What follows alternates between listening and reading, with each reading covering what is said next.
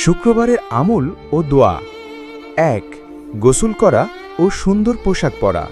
রাসূলুল্লাহ সাল্লাল্লাহু আলাইহি ওয়াসাল্লাম বলেছেন, যে ব্যক্তি জুমার দিনে গোসল করে তারপর মসজিদে আসে, মনোযোগ দিয়ে খুতবা শুনে ও চুপ থাকে, তার এক জুমা থেকে অন্য জুমা পর্যন্ত এবং অতিরিক্ত ৩ দিনের গুনাহ মাফ হয়ে যায়।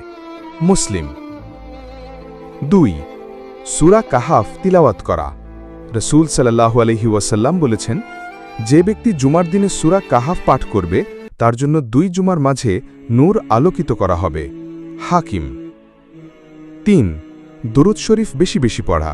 রাসূলুল্লাহ সাল্লাল্লাহু আলাইহি ওয়াসাল্লাম বলেছেন, জুমার দিনে আমার উপর বেশি বেশি দরুদ পাঠ করো, কারণ এদিনে তোমাদের দরুদ আমার কাছে পেশ করা হয়। আবু দাউদ। ৪. দোয়া কবুলের বিশেষ সময়।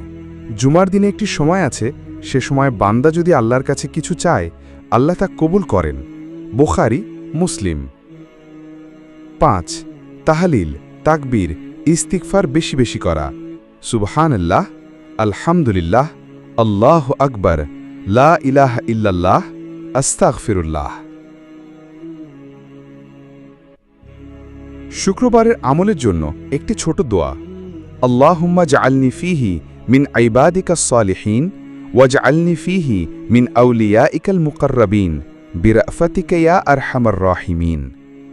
উচ্চারণ: আল্লাহুম্মা জাআলনি ফীহি মিন ইবাদিকাস সালিহিন ওয়াজআলনি ফীহি মিন আউলিয়াইকাল মুকাররাবিন বিরাফাতিকা ইয়া আরহামার রাহিমিন।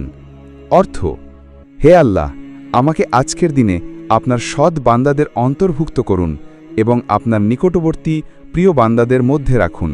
হে সর্বাধিক দয়ালু।